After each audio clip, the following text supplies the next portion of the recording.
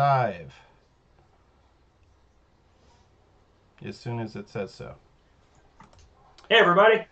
Greetings, chess players, and welcome back to the free winter break chess camp. As you already know, we are being joined today by Coach Jay Stallings. Coach Jay, just a little bit of fast background on him. He has been teaching chess for the last quarter century in Southern California, and he is incredibly popular.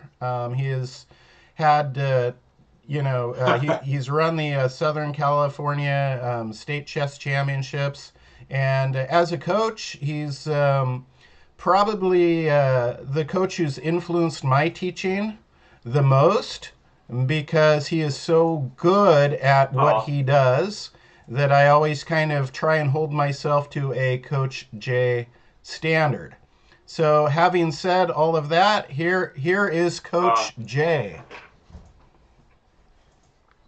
hey, everybody. Great to be here. Chris, thanks for that wonderful introduction and you're too kind. It's always great to work with you and Megan with your wife. You guys put on a lot of great events, and the camps are fantastic. You and I have done some amazing camps over the years, and down in Southern California, you guys came down. I went up there, participated in your camp, and of course, we've had a chance to hang out socially as well. So it's great to be here with this camp because, hey, it's the holidays, and you want to be with the people who are share the passions that you share and are important to you. So I'm glad to be here with you, and I'm glad to share the passion of chess with all of these campers today. So. And Uh, and it's December 24th, so that means a lot of things in the chess Jeremy world is also. very excited. He's saying So, you're his coach. Yeah, so Jeremy is in the house today.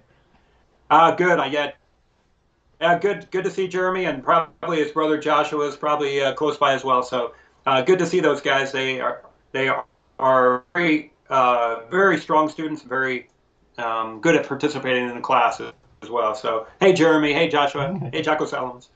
All right. So, so yeah, today we're here. It's Christmas Eve, but it's also the 152nd anniversary of the birth of Emmanuel Lasker, the second world's champion, and my dad's birthday. Uh, my friend Mike Zelazny, who has won the state championship of Nevada a couple times, also his birthday. So there's some definite chess going on with December 24th, and so I think this is a great day for us to have chess and enjoy it, and especially since there's no school lingering for us to worry about. Nobody has to work tomorrow. This makes today a fun, relaxing day, and we're going to learn some great chess too. Super. And So, Joshua says he's here too. He definitely is. oh, fantastic, good deal, good deal. Hey, Joshua. So, so Coach Chris, Emmanuel Lasker. When you think about Emmanuel Lasker, what comes to mind? What kind of style of play or that kind of thing? What do you really think about when you think of When I Emmanuel when I Lasker? think of Emmanuel Lasker, I think he was the first kind of total package as a chess player. He was beyond style. He wasn't just all gambits and developing pieces. He was strong across the board, much like some of our players might think of Kasparov as being. Beyond a particular Yeah, that's beyond a particular style. And of course, the other thing that comes to mind is I can't think of anybody or any team that has ever been on top of a competitive game to be number one for as many years as he was. How many years was he world champion for, Jay?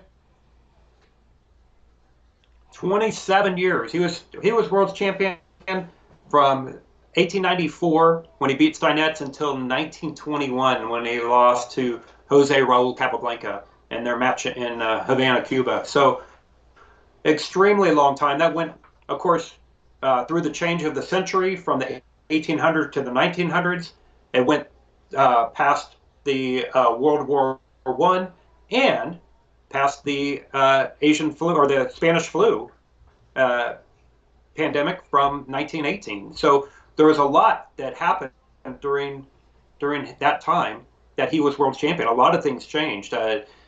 We have the assembly line with Henry Ford and the production of cars, and there was just incredible amounts of things changing in our world during that time that he was champion. So it kind of bridges a lot of gaps together. I mean, you think of Steinetz, and Steinetz was, I mean, ancient history, and then you think about Capablanca, and Capablanca, not as much ancient history. I mean, he was in movies. That's that they didn't have those back when Steinetz was around. So Capablanca was such as this good-looking guy that they had him cast in a couple of movies and walking around. I think the movie was called Chess Fever from 1922, and so that was a real change from 1894 until 1921. But Lasker kept going. He played,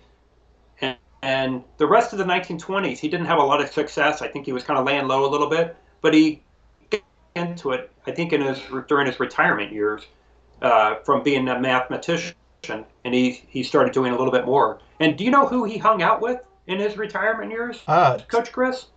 Is one of the smartest people in the let's go history of ahead. the world, We'll I see. think, We'll see if as we anybody call in him. the chat knows the answer to this. Who did Lasker hang out with? Um, in his after he was done being world champion, he was semi-retired. Who did he enjoy hanging out with? He actually played some chess games with this person. Very, yeah. Yeah, and they When you think of genius, they yeah. started When you playing when you Go. think of Yeah, genius, oftentimes we think of this person. Let's see if anybody gets it. Albert and yeah, I Einstein. mean Good job, Roger it's 436. yeah, way to go, Roger. Good job. Yeah, Albert Einstein and Lasker were friends, and I think Lasker was a curious person. He was an accomplished person. He was a mathematician, and Einstein appreciated that. And because they started to play chess together, but then they realized Lasker was just too strong, and so they said, okay, let's do something intellectual together, but maybe not chess. And so they took up Go, and they started playing Go, which is more complex than chess.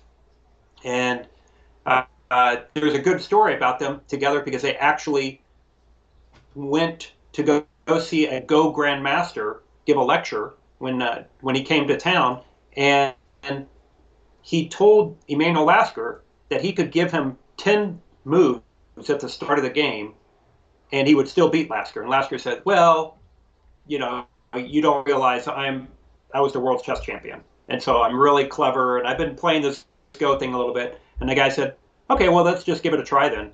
And sure enough, he did beat Lasker. And so it shows us that if you work hard in your field and the thing that you've chosen to excel in, that it makes a big difference between you and somebody who's just kind of doing it as a casual thing. And that's happened. I've seen that example throughout my life when I've dipped into different worlds, whether it was hiking or biking or boxing, where I've come across people who did it at a professional or near professional level, and just to see the difference is just like, wow, my brother-in-law climbing mountains when I'm trying to keep up with them, and boxing competitions where the guys that are pros can just boom boom boom, and you're like, well, oh my goodness, where did those gloves come from? And so I think that's what happened to Lasker, is that this Go Grandmaster beat him, and, and he was like, oh, okay, yes, that's what a professional Go player is like. And I think that's what it would be like for most people, of course, playing against a chess grandmaster. Is the difference would be just like, oh wow, yes, they're not even thinking, and they can beat me with half their brain tied behind their back. So yeah, fun stuff. Um, but in any case, I wanted to, this is a pretty advanced group, right, Coach Chris? So I wanted to look at a couple of Lasker end games, and these are rook and pawn end games. As you can Let see right me now, the queen's still on the let me board go ahead and at switch this moment. screens so we see your. And now Okay. there, I think we're all here. Can everybody see the chessboard, Coach Shay and Coach Chris right now? Let's see if we get responses. I think we're all here. That would That's be nice. awesome. Yep. All right. Yep. Everybody seeing the Everybody's board? seeing everything. Well, give us a minute. It's not Okay. showing up on So, the feedback. so guys, you're more advanced players. I taught a lower level group this morning, but as you're more advanced players, you probably realize that a pawn can make a big difference. And so in this drill that we see here, in this game, Lasker's up by a pawn. And how does he go about winning this? And so this is a real question because it's going to happen in your games. And the answer, obviously, you've all understood the idea that you need to trade pieces and make it into as simple of a win as you can. But you have to trade at the right times, and you have to understand how to make progress. In rook and pawn end games, there's a lot of tricks that you have to be aware of. And so we're going to have a look here and see how Lasker makes progress in these two games. He's black in the first one, and then he's white in the second game. So let's go ahead and get started. He starts by pushing up his f pawn, and that's going to give his king an escape route, but it also frees his rook. So his rook doesn't have to stick around and guard the f pawn. And also his king will now have a quicker path to the center. All right. How do we deal with this pawn being under attack? And if you put this one in the chess engine, like how should white deal with this? It's going to tell you, you could either go a3 or you can go b3.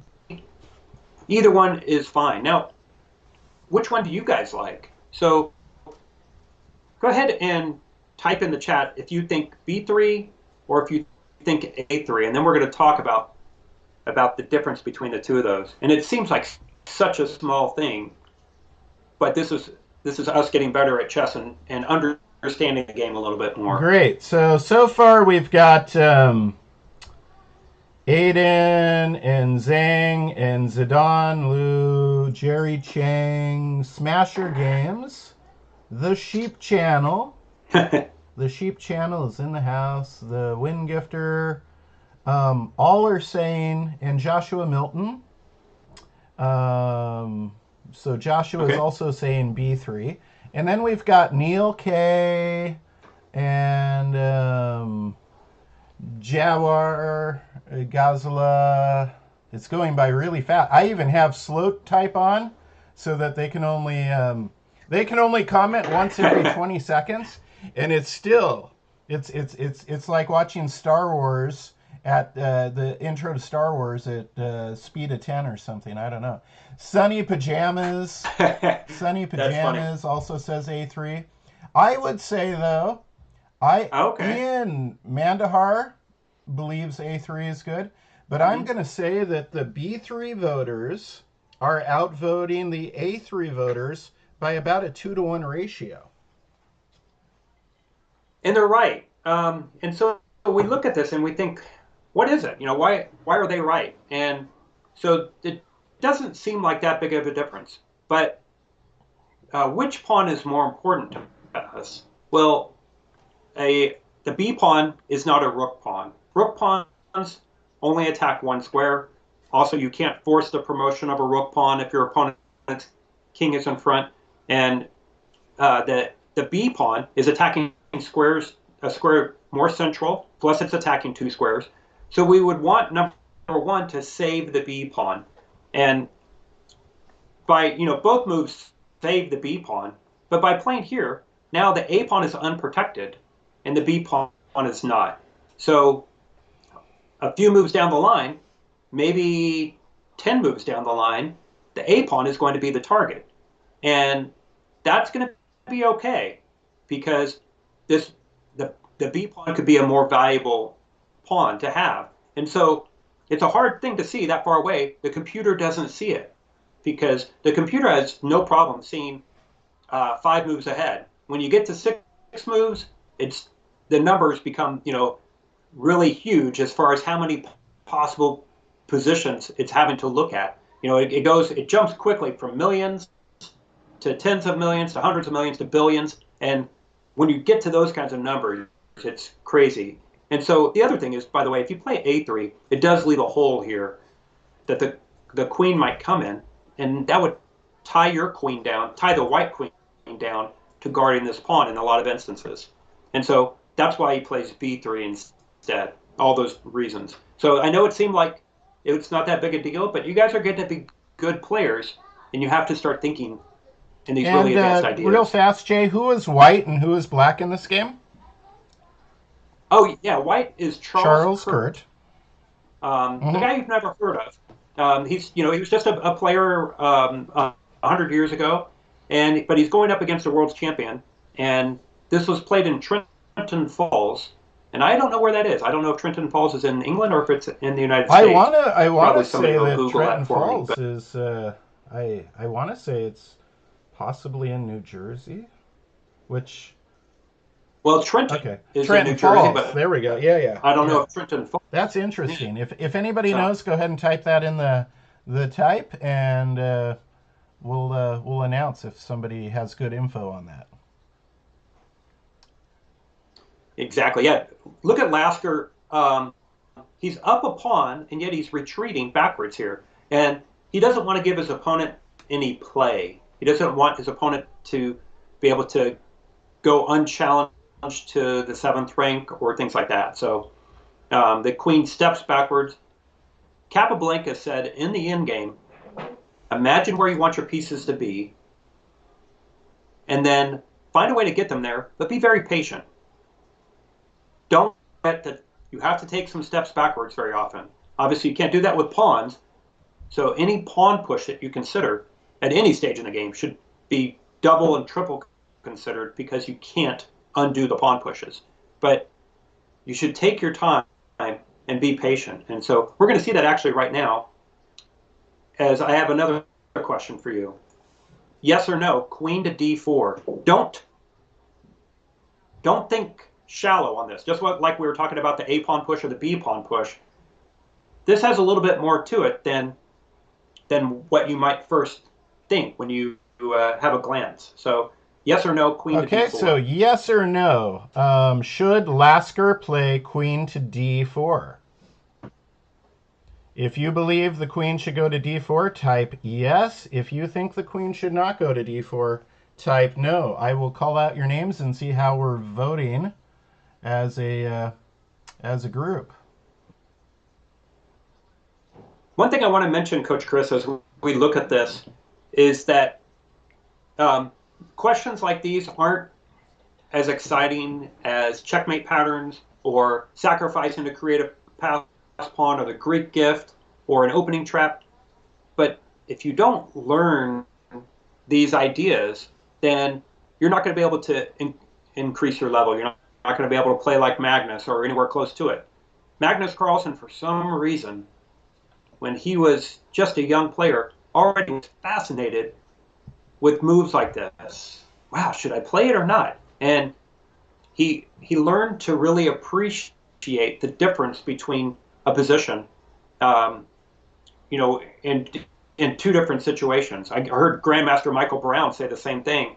He's like, I love this part about chess, that a simple pawn push on the side of the board can totally change what your plan should be in the whole game. And so noticing these things, even though it's not exciting queen sacrifice for a maiden 17 or something like that, this is an important question. Yes. So Sanjay Reddy, we're getting a lot of yeses and nos, but Sanjay Reddy expressed his opinion by saying no because queen takes queen, rook takes queen, and then rook e7. So Sanjay Reddy's concerned that white's going to get a rook to the 7th rank after the exchange of queens. Well, I have to tell you, I'm happy to hear that Sanjay got the exact correct answer because he is one of my students. And and I haven't shown this game in 6 months. So it's not that he remembered the game, but he remembered the idea. So Sanjay, nice job. I hope you and your family are having a great holiday. So Sanjay's right. King f7, because if you play queen d4 after the trade, take, this rook comes to the 7th rank, cutting off the black king, attacking the weak pawn. And remember, in an endgame, you're basically trying to do 4 things to help you to be the one to promote first. You're going to use the strongest piece you have to go after your opponent's weak, unprotected pawns. You're going to activate your king towards the center. You're going to create a pass pawn. So use your strong piece to go after weak pawns, activate your king, create a pass pawn. But most importantly, stop your opponent from doing those things. Stop them from attacking your weak pawns. Stop your opponent from activating their king, and stop them from creating a pass pawn. So here, Sanjay realizes that on queen d4, that white gets to stop the black king from activating while at the same time going after a weak pawn. So nice job, Sanjay. So the king comes out to guard against that. And now he does it. So you see the difference, guys? The Lasker just patiently waited. Now the queen comes up, and things have changed. Once again, Lasker shows us what it takes to be a grandmaster. You look at this position, and you say, what I would love to do is bring my king out, but I can't do it. We have to be problem solvers. And guess what? None of these pawns are going to move sideways and help your king get towards the center. This rook is not going anywhere. It's going to stay here. So that pretty much should tell you that there's only one solution. You have to use your rook to block off this rook so your king can join the party. And he actually decides to retreat to the 7th rank, the critical 7th rank, and then chase off the white rook. White doesn't want to trade because Lasker's ahead by a pawn. So he steps away. And notice what Lasker does now. We're always hesitant to put our king where a king kind of be in a skewer or something, but he's fine at e6, right? This is not a problem because after this check, we can just move our king and the rook is still protected. And white knows it. And he says, okay, that would be a useless check, rook e2. And so I'm going to instead activate my king more. All right. So now, based on what Sanjay said earlier, what do you guys think? Is this a good move for white, rook d8? And I might be trying to trick you one way or the other, because I like to do that. So rook to d8. Should white play it? Go ahead and throw it in the chat. Should white play rook d8 right now? Go ahead and type yes if you think they should, no if you think they shouldn't. And Jay, while they're doing that, let me tell them about something exciting. Coach Jay is launching a new product called Chess Hoots, and it launches with a website and a YouTube channel, and it is combining the fun of Kahoot with the fun of Coach Jay's lessons. I think it's going to be extremely, extremely successful. I think in a year's time, Coach Jay is going to have like 100,000 subscribers on YouTube and this and that. And we're all going to remember this day, Lasker's birthday, his father's birthday, as the day he launched this revolutionary chess edtech product. But because it is his father's birthday and Lasker's birthday, and he's launching the product, he's doing a soft launch, like it's a restaurant where only the VIPs are invited. That means you guys are getting first dibs on this Chess Hoots product, and that means you get to game test it for him. Make sure it works. We are going to go ahead and throw that link into the chat, and later on during this lesson, Coach Jay will tell you a little bit more about the Chess Hoots, but I wanted to make sure that I mentioned to you, you guys get first access to this product, and we're going to go ahead and put the links in there. and you should already have the code as well in your daily assignments. And real fast, Dr. Lasker is black in this game, but we are trying to find out if his opponent, who is a player that I've never heard of, and I can't remember his name now, if Charles Kurt. If Charles Kurt should play, Charles Kurt made it this far against Lasker. Good job, Charles, right? I wish I could make it this far against a world champion. But should he play Rook D8 right now? Yes or no?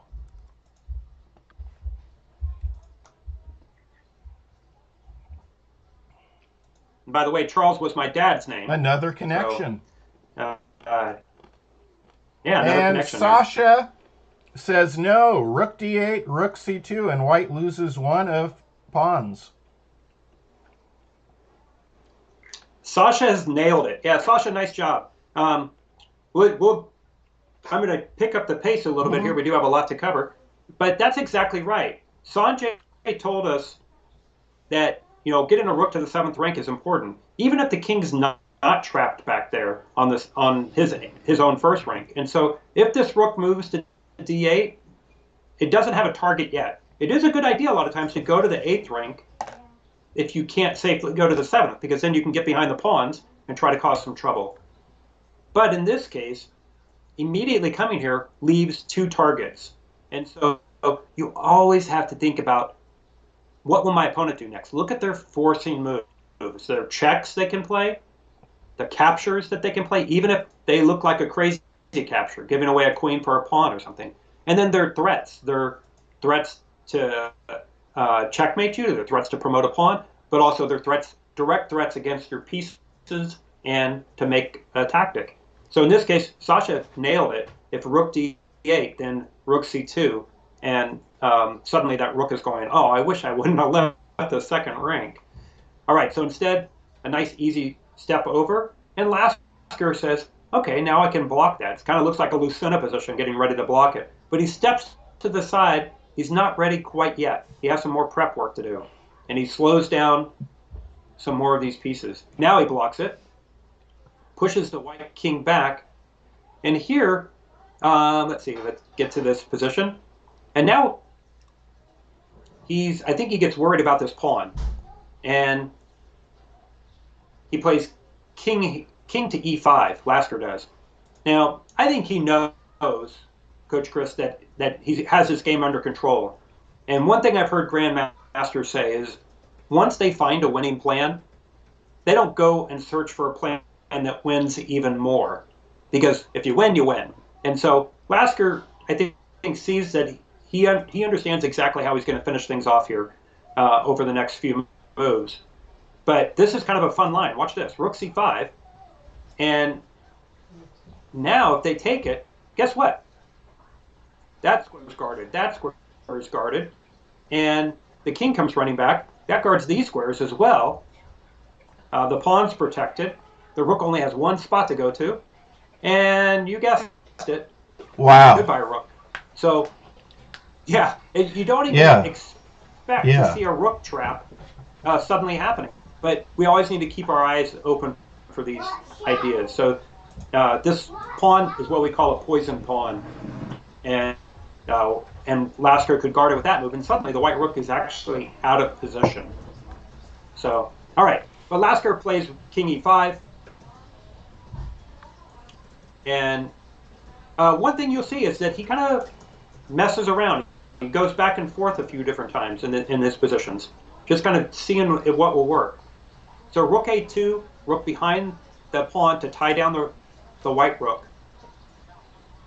And now a fun line, if he plays rook here, this is a nice checkmate in the middle of the board, just activating your pieces and such. But in the game, check, and he's threatening mate, but he sees that. A brilliant move by this Charles Kurt guy. This is a great idea. He's still going to lose the game, but he says, you know what? This is trouble. This is checkmate, and even a rook away, then it's still going to be big trouble for me because you can go check and then, so like for example, if the rook went here, check, king e3, and then rook g2. And he takes the pawn next move, and he has healthy set of h and g pawns, and the game would be over. So he says, okay, I don't want you to have healthy pawns. You're going to win my g pawn anyway. Now you have doubled isolated g pawns. So pretty clever. And Lasker finds the idea that he can, try to cause some trouble back this way. Okay, love this part of the game, of the lesson, because now Lasker, first of all, he kind of tries this out again. He goes there and he comes right back. Not sure exactly why he did that, but didn't really do much. But now he abandons the g pawns for time. Time is an important thing in chess. He said that a pawn is worth about 2.5 moves. And so he's given away 2 pawns, but they're pretty weak pawns as far as isolated.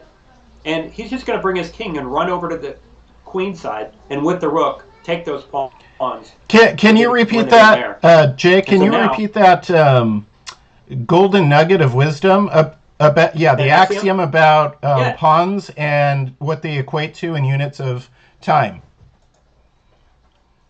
Yeah, so they say a pawn is worth about 2.5 moves. And the reason that they say 2.5 is if you sacrifice a pawn and you get, as a result, it took your opponent 2 moves to take it. And so you got to develop or continue your plan for 2 moves.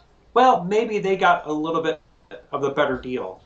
But if you get 3 moves, if it took them 3 moves to capture that pawn, then maybe you're the one that got a little bit of the better deal. So if you find yourself in instances where you can give up a pawn in order to get tempi or moves, then you can use that as a gauge. How many extra moves am I getting? And just as a quick gauge, a lot of times it goes a lot deeper.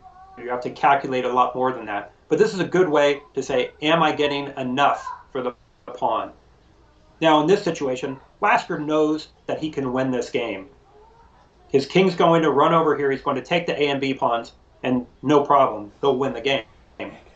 But, I'm sure that in the back of his mind, that 2.5 moves thing was cranking around, and it may not have been spelled out 2.5 moves exactly. But I'm sure that Lasker utilized that idea. And so look what he does.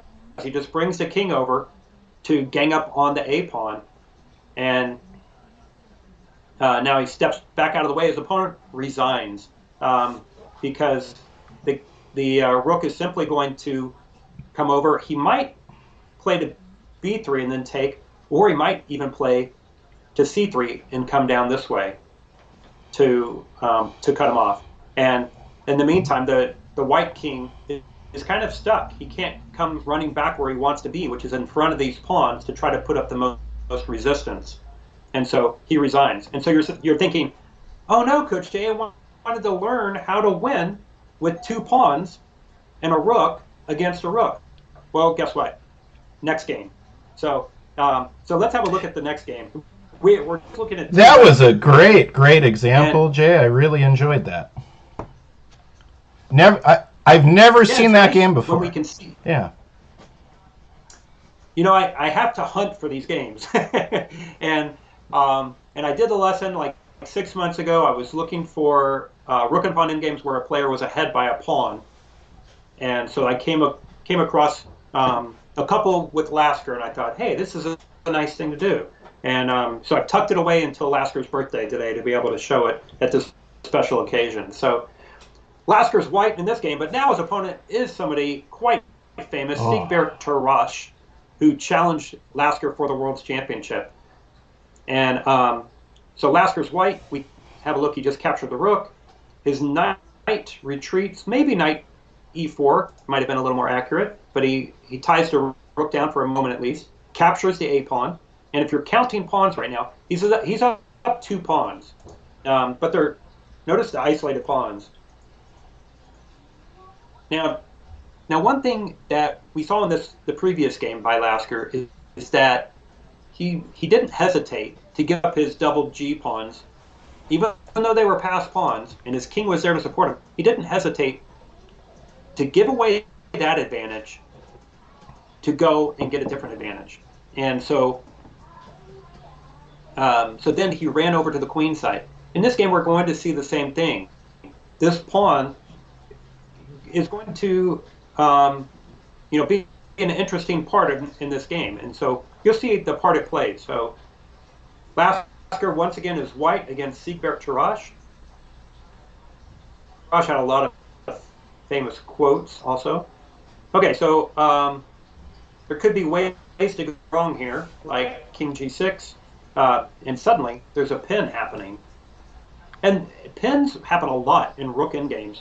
And you see the nice little trap here of king takes knight. Ouch, there goes the rook. But unfortunately for Tarasch, if he went into this variation, suddenly the knight would be under attack, and the knight's the one guarding the rook, so he loses the knight.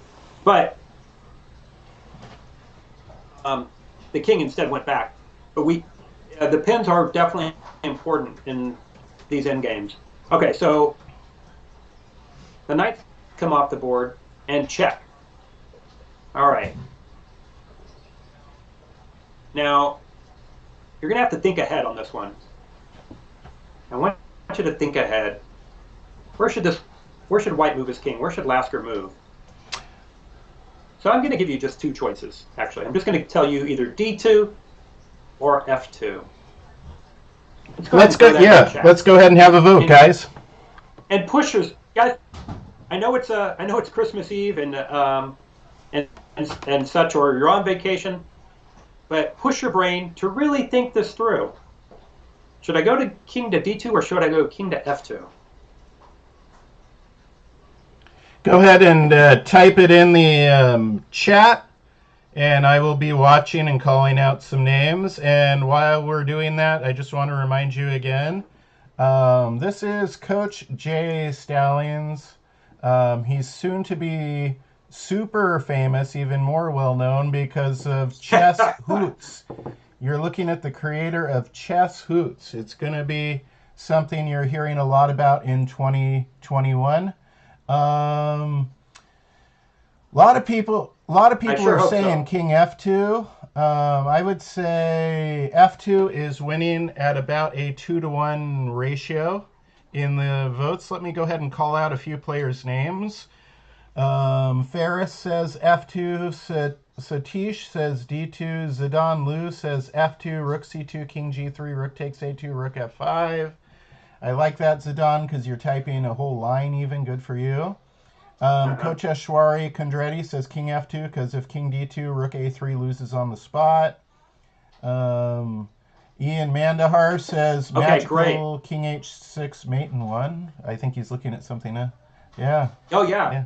I like that move. So go King H1 in this position. I think I missed that. So King H1 and then Rook F8 is definitely, I totally missed it. Unbelievable. I can't believe, I'm embarrassed. Yeah, King H6.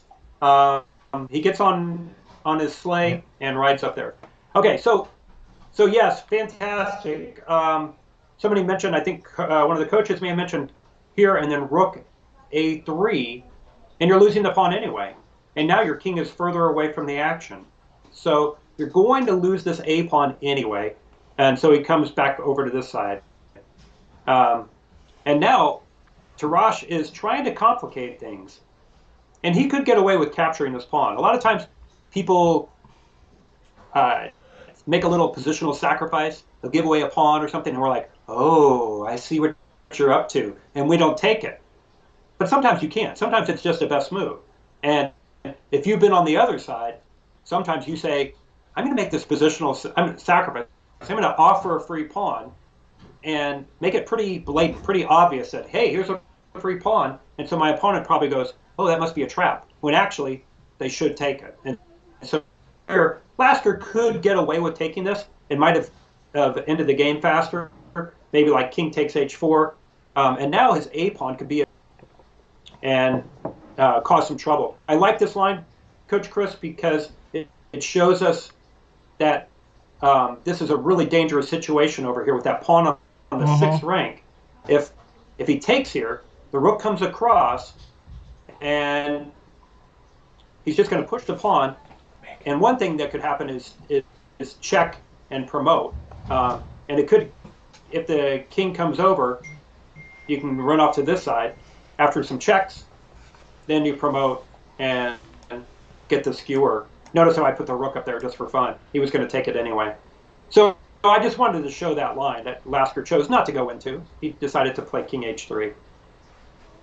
All right, so the rook comes down, and this is great. Cuts off the king. We saw that example in the last one where he's just going to come back here and keep the black king cut off. And there goes the a-pawn, and Lasker says, no big deal. And look at this patient move. Look at this. Watch. Pawn pushes up one square. Other pawn one square. A pawn pushes one square. Rook goes up one square. Pawn pushes one square. King goes up one. So nice and patient. The slow and steady progress moving up the board. Now he takes the e pawn. Okay, so here we have it. The two pawns and two extra pawns, h and g pawns. And he pins the pawn. So that was a smart move. The threat was made in two, right? Check, and then checkmate on the back rank. So he pins the pawn. And now, notice if the king leaves the shelter of the g-pawn, then there's going to be these checks, and the only place he can hide is back where he came from. So Lasker says, okay, I know in a Lucena position that I have to prepare for those checks. So how do you guys imagine that Lasker is going to prepare before bringing his king out? Some of you guys that may know the Lucena position where you build the bridge, go ahead and throw it in the chat.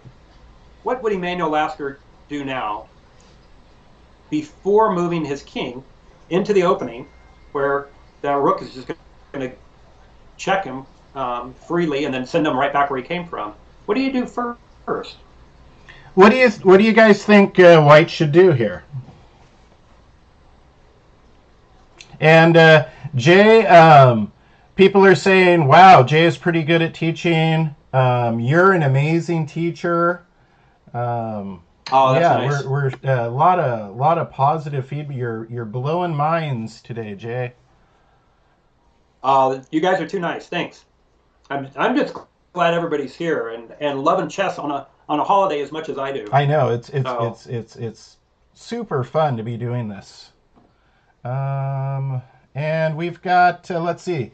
Zhang Yan says rook b6. Jerry Chang says rook b6. Sawyer Marlowe says h7, h7, h7.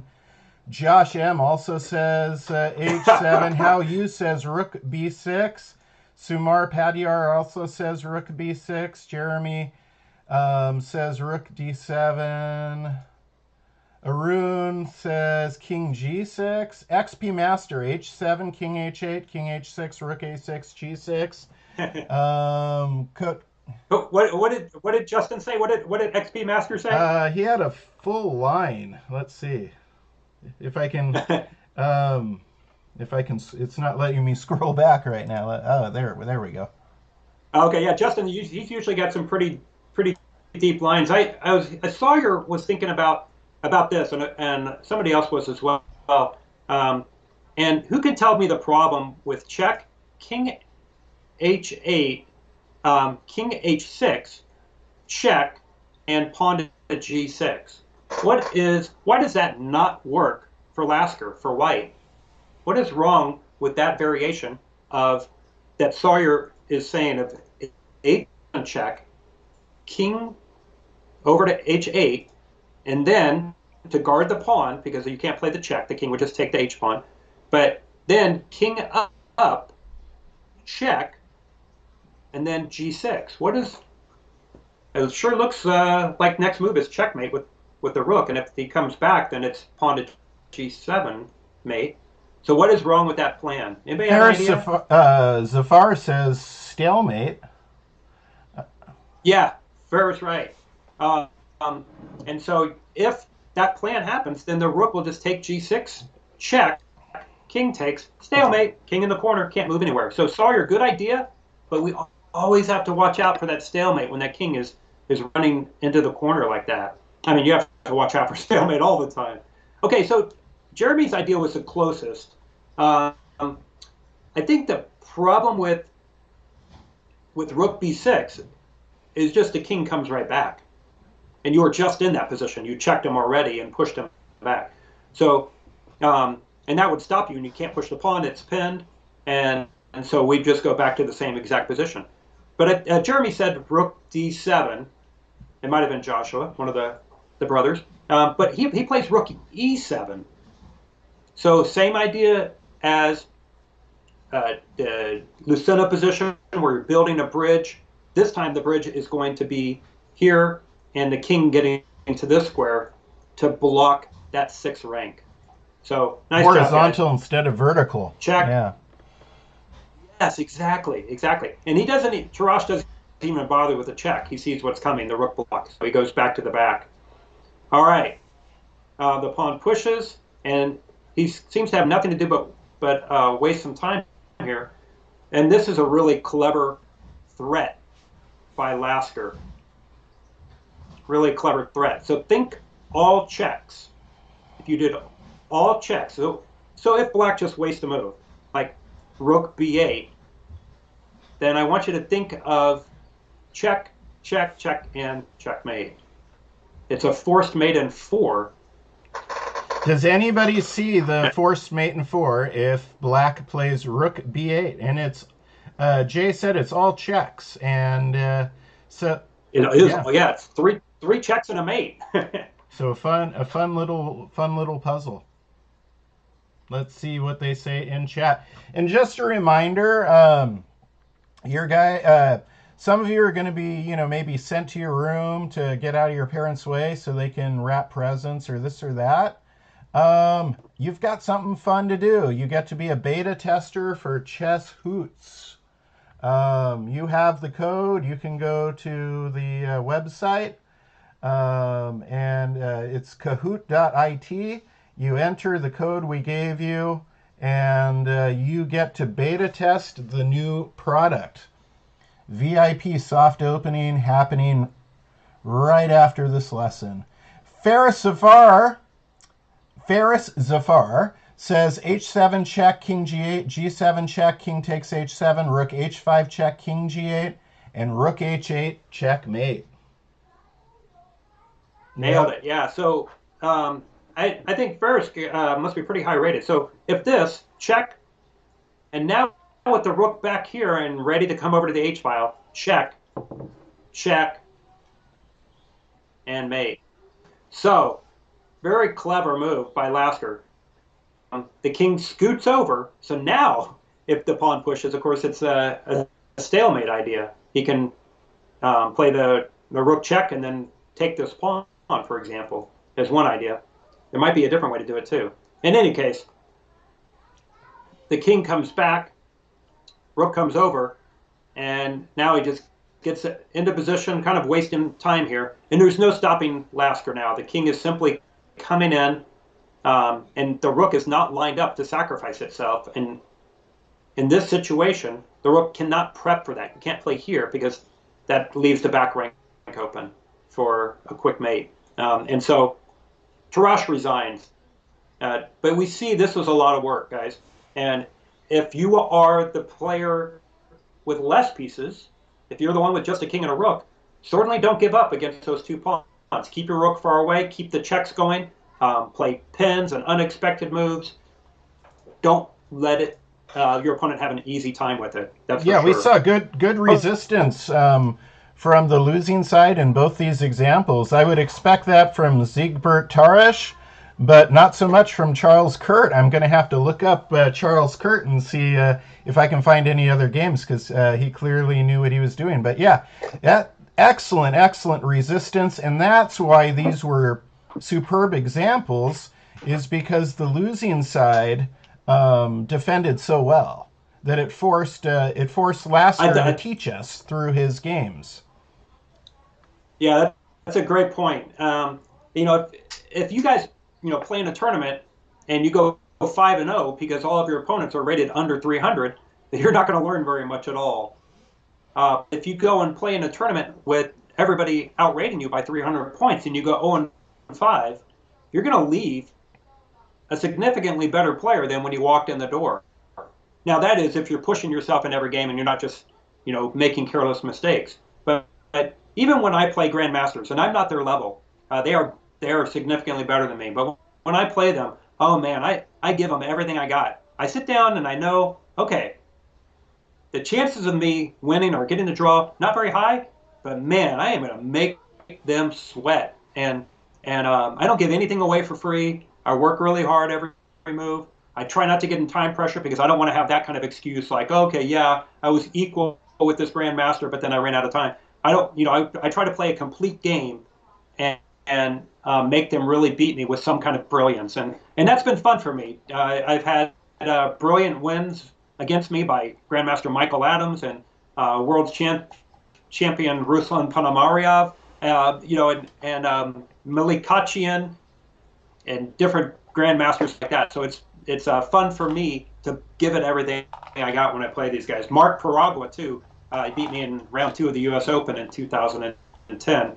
And that was a pretty fun game. All right, Coach Chris, if we have a few minutes, I would like to share a story about Siegbert Tarasch and Emanuel Lasker. Absolutely. Let's go ahead and hear the story.